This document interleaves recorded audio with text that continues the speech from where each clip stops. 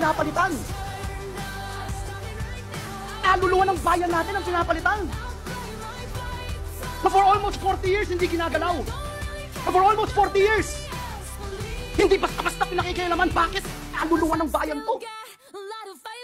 Now you see, with your own eyes, on television, now you hear the complaints of the people.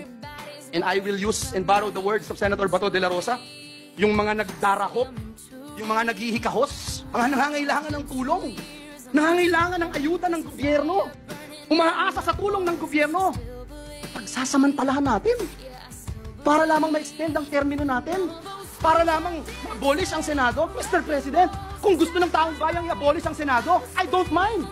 If it is the will of the people, I don't mind. Ano mang klaseng gusto ng ating mga kababayan? Dalhin man ang ating bayan sa kangkungan, dalhin man ang ating bayan sa impyerno. Kung yan ang gusto ng taong bayan, susunod tayo. Respetuhin natin. Pero Mr. President, Ginoong Pangulo, kung ayuda ng gobyerno, ipagkakait mo. Kung hindi ka pipirma, hindi ka makakatanggap. At ano ito? Katang-isip ni Senator Bato de la Rosa? Katang-isip ni Joel Villanueva? Bakit hindi natin tanungin ang bayan? Bakit hindi natin tanungin si Juan de la Cruz? Ito ba ay People's Initiative? Mr. President, hindi pangalan ng kalye ang